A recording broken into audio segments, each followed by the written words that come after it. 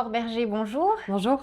Merci beaucoup d'avoir accepté notre invitation pour parler du programme Femmes et Sciences de la Fondation de l'Université Paris-Saclay.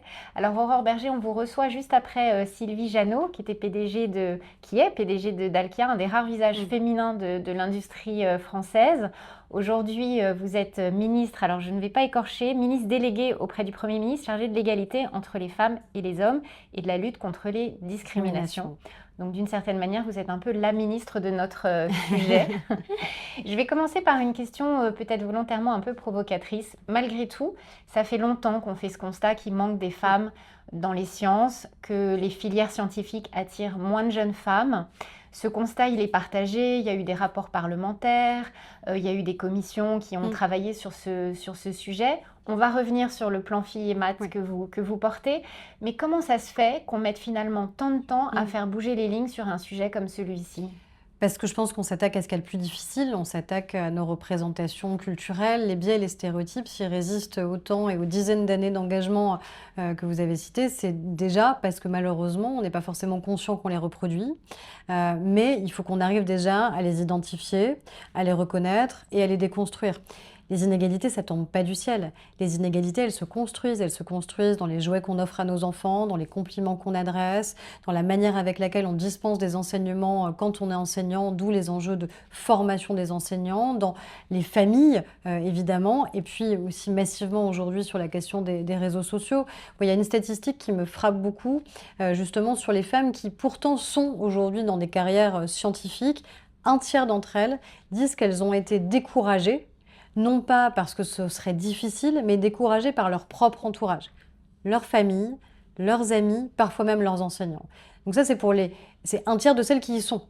Donc c'est sans compter toutes celles qui du coup ont renoncé à force d'entendre « c'est pas pour toi, tu seras la seule femme, tu ne vas pas y arriver ». Donc je pense il faut assumer qu'on a des biais, qu'on a des stéréotypes qui sont tellement puissamment et culturellement ancrés dans notre pays qu'on en vient à les ignorer, qu'on en vient à les reproduire nous-mêmes et que ça suppose, oui, une forme de déconstruction de ça pour arriver à les identifier dès le plus jeune âge. Mais la bonne nouvelle, c'est qu'encore une fois, si les inégalités tombent pas du ciel, ça veut dire qu'on peut déconstruire. Ça veut dire qu'on peut changer les représentations, ça veut dire qu'on peut changer les modalités de formation, et ça veut dire qu'on peut aussi mettre le pied dans la porte, on va en parler sans doute, sur la question des quotas, sur la question de la représentation, sur la question des rôles modèles. Donc à vous entendre, il faut quand même un volontarisme très fort sur un sujet comme celui-ci. Et un volontarisme qui doit être porté au niveau politique, vous l'incarnez d'une certaine façon. Alors déjà, je pense qu'il y a une forme peut-être de naïveté. Sur tous les sujets d'ailleurs, sur la question de l'égalité, c'est de se dire que de génération en génération, ça pourrait aller qu'en s'améliorant.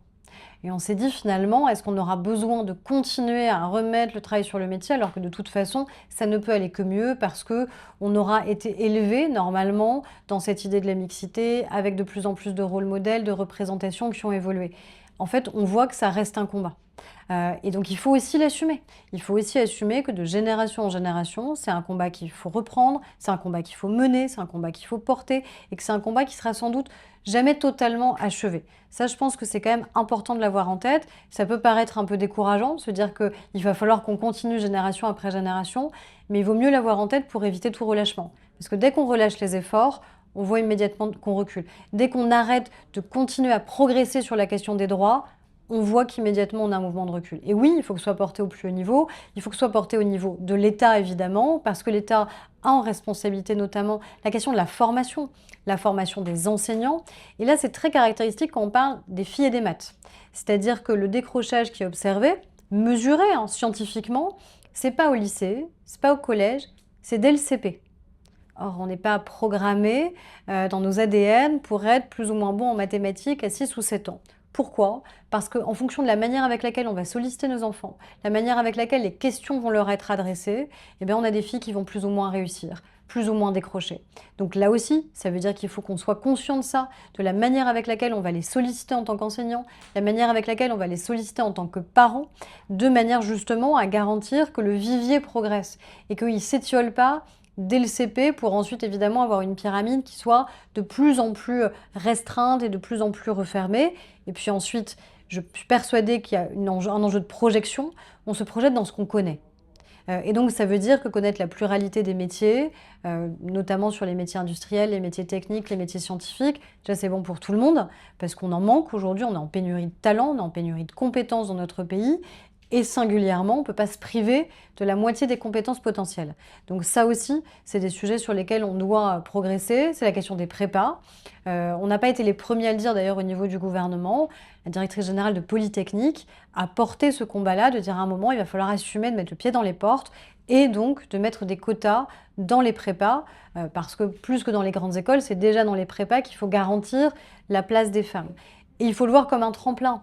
Pas dire aux familles et pas dire aux jeunes hommes on veut moins de garçons, mais dire on veut plus de filles. Donc s'il faut augmenter le nombre de places, on augmentera le nombre de places pour garantir un nombre minimal de filles parce qu'on a besoin de ce vivier et que ce vivier progresse. J'ai beaucoup de questions à vous poser à la suite de ce que vous venez de dire, mais sur cette affaire des quotas, on peut quand même peut-être faire un parallèle avec la vie politique finalement. La vie politique a connu à un moment donné ces quotas. Les générations de femmes qui étaient là à l'époque étaient un peu hésitantes sur ce sujet-là, en disant on n'a pas envie non plus d'être choisi pour des questions de quotas. Et au final, on voit que cette réforme a quand même fait bouger les lignes. On est dans un esprit un peu comparable finalement. C'est sûr que c'est jamais agréable d'être amené à un quota. J'ai pas envie d'être face à vous et vous n'avez pas envie d'être face à moi en disant si je suis là, c'est du fait de mon sexe ou parce qu'à un moment, soi-disant, ça m'a favorisé ou non. En fait, c'est pas ça qui se passe. C'est qu'on voit que si à un moment, on ne force pas, eh bien tout simplement, ça se fait pas naturellement. En politique, regardez la loi qu'on vient d'adopter et qui va être effective là pour toutes les élections municipales en mars prochain. Pour la première fois, on va avoir des élections municipales paritaires. Parce que beaucoup l'ont oublié, mais dans les communes de moins de 1000 habitants, ce n'était pas la règle. Et donc, on faisait du panachage, on rayait des noms encore de personnes qui se présentaient. Étonnamment, il y avait beaucoup moins de femmes que d'hommes. Et on a entendu exactement les mêmes arguments à l'Assemblée nationale et au Sénat au moment du vote de la loi. On n'y arrivera pas, ça va être trop compliqué, petite commune, on ne trouvera pas de femmes, voire on ne trouvera pas de femmes compétentes. Et vous verrez que quand on fera le bilan, parce que de toute façon c'est la loi et c'est la règle, ben on verra qu'il y aura donc autant de femmes que d'hommes qui auront été élus, et que non, ça n'a pas abaissé le niveau de la vie politique, ni locale, ni nationale. Donc oui, c'est jamais agréable sur le principe de se dire qu'on peut être ramené à un quota. La question, c'est ce qu'on en fait. La question, c'est les représentations qui changent, qui évoluent, qui se modifient. C'est la capacité, encore une fois, à élargir un vivier et à permettre ensuite de faire en sorte que cette pyramide, qui est aujourd'hui quand même très resserrée au sommet, elle arrive aussi à s'élargir. Et que finalement, on est à minima autant de proportion dans le vivier qu'on en a sur un management intermédiaire et tout en haut de l'échiquier, que ce soit en politique, ou que ce soit, encore une fois, sur les métiers scientifiques, numériques, technologiques ou techniques. Alors, je vais quand même un petit peu poursuivre sur cette voie de la politique, parce que malgré tout, il y a des parallèles intéressants à faire, parce que c'était un milieu d'hommes pendant très longtemps, et vous incarnez, à la fois en termes de génération et de représentation, j'allais dire, Aurore, quand même quelque chose de nouveau. Vous avez connu des choses un petit peu difficiles à vivre dans la vie politique parce que vous étiez une femme, vous l'avez ressenti à certains moments de cette façon-là ? Alors, je pense qu'il faut être lucide sur le fait que ça a été plus dur pour les générations précédentes. C'est certain. Et d'ailleurs, finalement, dans les générations précédentes, elles ont souvent cherché à invisibiliser le fait d'être une femme. Il ne fallait pas se faire remarquer. En tout cas, il ne fallait pas se faire remarquer pour ça. Donc ça se voit sur la manière avec laquelle elles pouvaient se vêtir. Souvenez-vous de cette image incroyable de Simone Veil au moment où, dans cette émission avec Christophe de Chavannes, pour la première fois, elle dénoue ses cheveux et elle les laisse apparaître. Parce qu'elle a toujours eu cette image assez stricte. Mais parce que c'était aussi comme ça qu'il fallait renvoyer ce qu'on était. Il fallait faire oublier le fait que le pouvoir, ça pouvait être aussi un pouvoir au féminin. Et ça veut dire un pouvoir incarné par les femmes. Pas un pouvoir différent, le même pouvoir, les mêmes responsabilités, parfois d'ailleurs la même manière de l'exercer, mais il fallait éviter de montrer qu'on était une femme. Aujourd'hui, c'est quand même heureusement un peu différent. Il n'en reste pas moins qu'on le voit de manière très régulière à l'Assemblée nationale, qu'on le voit au Sénat, qu'on le voit dans un certain nombre d'espaces et de lieux de décision où on va couper plus facilement la parole à une femme, on va émettre des critiques qu'on n'émettrait pas pour d'autres catégories, de manière évidente sur nos habits, sur notre voix, sur nos cheveux. Donc ça reste. C'est moins violent que ça l'était. Sans doute du fait du nombre, on est beaucoup plus nombreuses aujourd'hui, donc on laisse moins passer. Vous voyez bien que les choses ne sont pas totalement les mêmes quand vous êtes dans une grande salle, et quelle que soit d'ailleurs l'organisation, quand vous êtes la seule à la table, ou quand vous êtes 2 sur 10, quand vous êtes 4 sur 10, ou quand vous êtes à parité. Le climat change. Parce qu'on s'autorise moins de choses. En tout cas, certains s'autorisent moins de choses. Ça veut dire qu'ils ont fondamentalement changé d'avis, mais peut-être qu'ils l'expriment moins. Donc oui, ça, heureusement que les choses ont progressé, même si on voit qu'il y a encore des tentations qui persistent et puis des critiques qu'on n'adresserait pas de la même manière. Et alors pour revenir, j'allais dire, à votre quotidien de ministre, j'imagine que vous faites quand même beaucoup de déplacements sur votre thématique. Ces filières, ces métiers scientifiques et technologiques, dans vos déplacements, est-ce qu'il y a eu des constats très frappants, des filières où vous avez vu vraiment que des hommes? Enfin, qu'est-ce qui vous a un peu visuellement, j'allais dire, dans vos déplacements, le plus frappé sur cette question-là? Alors, en effet, en fonction des filières, ça peut être extrêmement différent.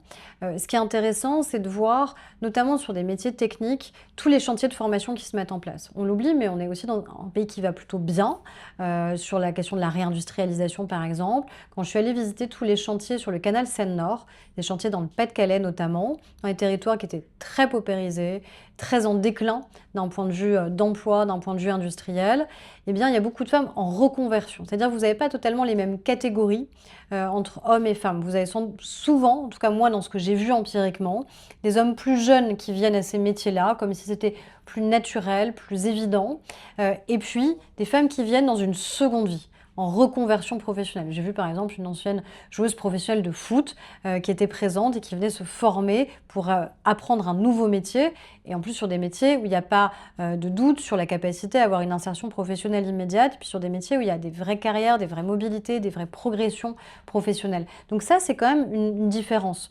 Donc tant mieux si ça permet à des femmes aujourd'hui qui ont 40 ans, 45 ans, de pouvoir avoir une nouvelle vie plus choisie que la première vie qui a souvent été subie par des organisations familiales, personnelles un peu différentes.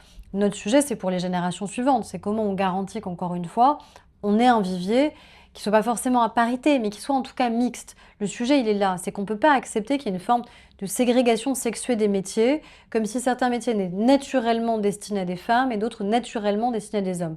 Le sujet, c'est la liberté. La liberté de choisir son orientation, la liberté de choisir sa voie professionnelle et de se sentir en maîtrise en fait de son destin. Et aujourd'hui, c'est encore trop connoté sur certaines catégories. Donc moi, quand je parle de mixité, plus que de parité d'ailleurs, c'est dans les deux sens. C'est autant dans la magistrature où aujourd'hui il y a une surreprésentation absolue des femmes que dans des métiers scientifiques ou numériques où il y a une surreprésentation absolue des hommes. C'est des métiers sur lesquels on va avoir besoin de talent, c'est des métiers sur lesquels on a une pénurie aujourd'hui de compétences, dans un moment démographique qui n'est pas simple aussi pour notre pays. Pour la première fois cette année, il va y avoir plus de décès que de naissances, donc la question de la pénurie de talent, elle ne peut que s'aggraver potentiellement. Donc ne nous privons pas de ceux qui existent, mais que pendant longtemps, on a peut-être relégués ou insuffisamment sollicités. Alors on va peut-être dire un mot de ce plan filles et maths. Vous évoquiez tout à l'heure beaucoup de questions à traiter. Comment ce plan filles et maths a prévu d'y répondre? Le premier point, c'est vraiment la question de la formation des enseignants. C'est ce que j'évoquais tout à l'heure sur le risque de décrochage des petites filles dès le CP en mathématiques. Donc ça veut dire qu'il faut être très conscient de ça et très conscient de la manière avec laquelle on va solliciter les enfants dans une classe sur les enseignements. La question de l'accès à l'oral, notamment la question de l'écrit, la manière avec laquelle on présente les choses. Ces enseignants-là de primaire, majoritairement, ils sont formés en sciences humaines aussi. Donc quelque part... Alors, il y a aussi ce biais-là. Il y a aussi ce biais-là, d'ailleurs c'est des métiers qui sont très féminisés et où c'est vrai qu'il y a une appétence naturelle qui est plus sur la question des sciences humaines et des lettres. Donc il y a aussi ce sujet-là. Comment on recrute des enseignants qui ont eux-mêmes une appétence plus forte sur la question des mathématiques, sur la question des sciences et qui ne vont pas répéter des biais qu'ils ont internalisés en se disant de toute façon moi-même ma prédilection, ça n'était pas les maths, donc je vais aller plus solliciter naturellement les garçons que je vais solliciter les filles. Donc, c'est pas une critique des enseignants que de dire ça, c'est juste de reconnaître qu'on a tous des biais. On a tous des biais. Vous comme moi, on en a. Il faut juste arriver à les identifier parce qu'il faut éviter de les reproduire. Parce que sinon, on restera sur les mêmes chiffres, voire même ils vont continuer à s'aggraver de génération en génération. Parce qu'en ce moment, ce qu'on vit, c'est même un recul. Un recul sur l'apprentissage des mathématiques, un recul sur l'apprentissage des sciences et un recul significatif des femmes. Donc ce qu'on veut, c'est garantir à la fois la meilleure formation des enseignants, c'est 370 000 enseignants quand on parle du primaire, qui seront formés dans les 4 années à venir. Et après, c'est 24 000 enseignants spécialisés en mathématiques qu'on veut former dans les 3 années à venir. Donc ce plan, il a déjà commencé depuis la rentrée, de manière à former massivement, encore une fois, sur les typologies d'enseignement, la manière avec laquelle on peut les transmettre, la manière avec laquelle on sollicite nos enfants.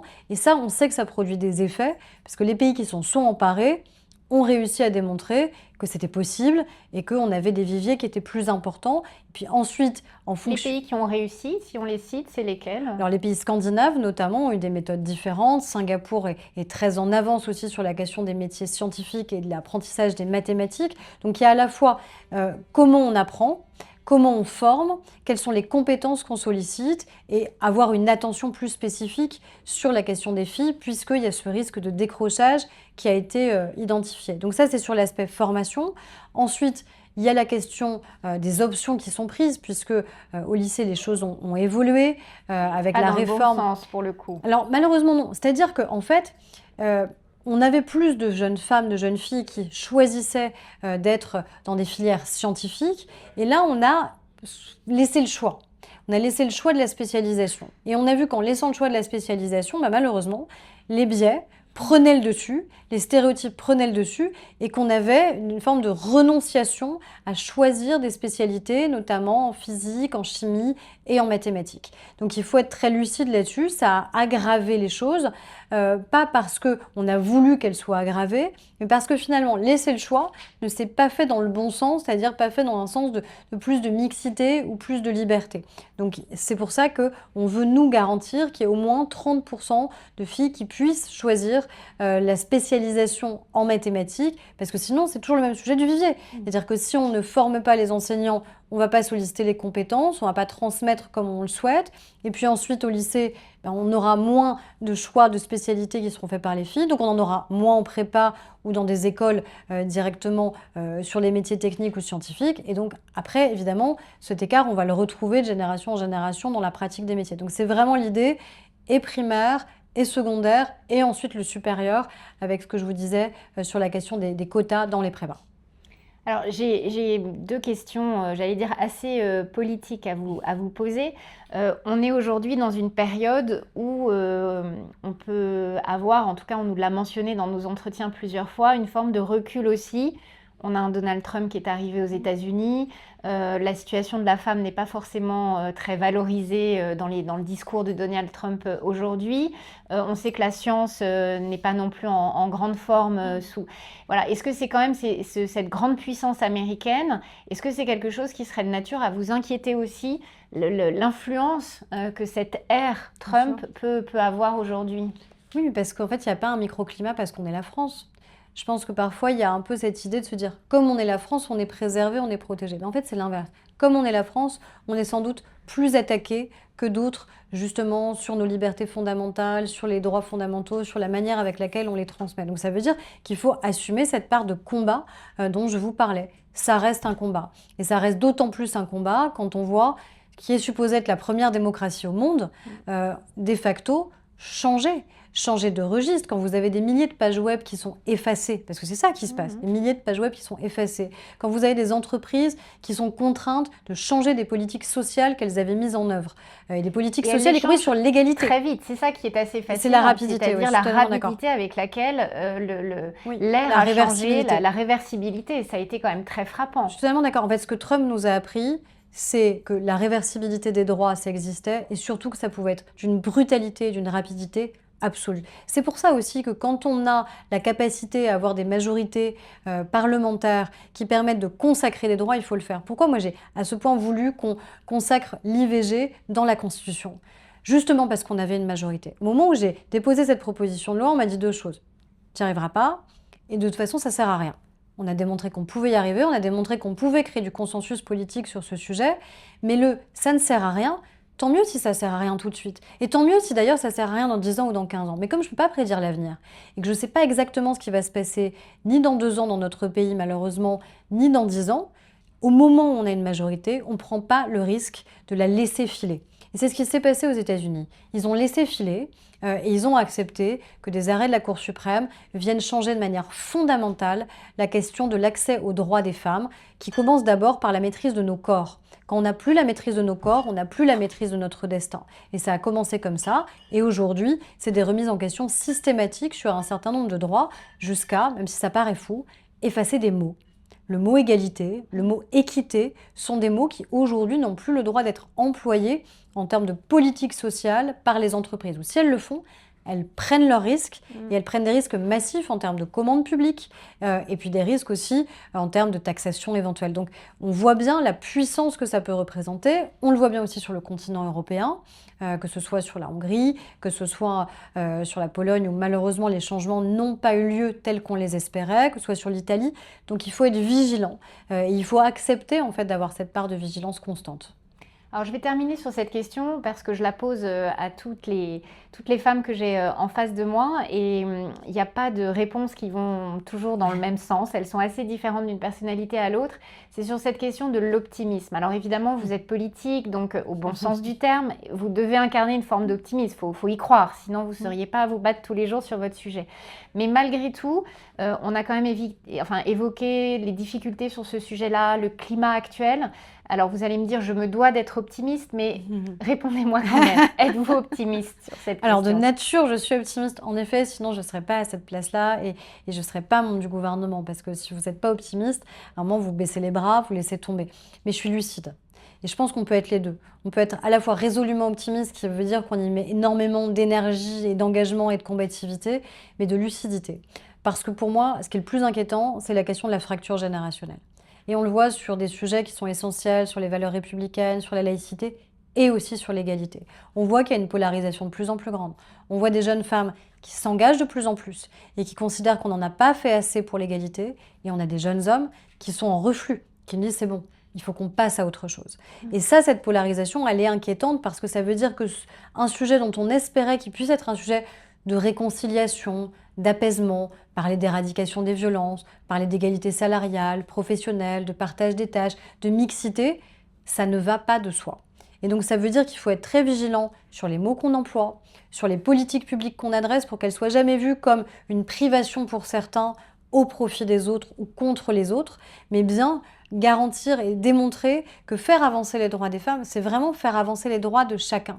Quand on le fait sur la conciliation vie familiale, vie professionnelle, ça n'améliore pas que la condition des femmes et des mères, ça améliore la condition des parents, des enfants et donc de toute notre société. Quand on parle de la question de la pénurie de talents, on parle d'attractivité économique, on parle de souveraineté. Donc c'est pas juste l'impératif moral de plus de femmes ou plus de liberté de choix, c'est l'impératif économique aussi qu'on doit adresser. Donc je pense que là-dessus, il faut de l'optimisme et de la combativité, mais il faut aussi beaucoup de lucidité et de peut-être aussi changer la manière avec laquelle on adresse certains de ces combats. Pas perdre l'objectif moral, l'impératif moral qu'on s'assigne et culturel, mais aussi montrer ce que ça permet et ce que ça déploie dans le pays. Et concrètement, filles et maths, si vous deviez vous fixer, j'allais dire un objectif un peu prioritaire, mais quantitatif, vous aimeriez vous dire que dans 5 ans, vous avez peut-être fait évoluer de manière significative quelque chose, ce serait quoi? Vraiment qu'on arrive à garantir qu'à minima, on ait 30% de jeunes filles qui prennent cette spécialisation des mathématiques parce qu'il faut qu'elles y voient un levier puissant d'émancipation. Moi, je suis allée notamment au Maroc, qui est un pays très avancé sur ces questions-là. C'est-à-dire, on voit que la part des femmes ingénieurs est extrêmement significative. On rappelle qu'en France, elle est autour de 25%. Elle est autour de 25%, et puis après, ça dépend encore des filières où il peut y avoir des disparités plus grandes. Et donc, je me suis interrogée sur pourquoi. Alors, il y a les politiques publiques qui sont mises en place, mais au-delà de ça, ce que les femmes m'ont dit, c'est en fait, on va sur ces filières-là parce que pour nous, c'est la garantie de la liberté. C'est la garantie de l'émancipation. Faire ces études-là pour devenir ingénieur demain, c'est choisir sa vie. Mais en fait, il faut que nous, on reprenne aussi ça en France, de se dire que même si, évidemment, il y a des droits qui sont différents par rapport à ces pays-là, eh bien, il ne faut jamais perdre de vue que nos libertés, elles dépendent aussi de notre autonomie économique et financière, de notre capacité à être indépendante et à faire nos propres choix. Et donc, choisir son orientation, choisir la manière avec laquelle on va ou pas continuer ses études et quelles études, choisir son métier, on l'a peut-être parfois un peu perdu de vue dans une forme de confort.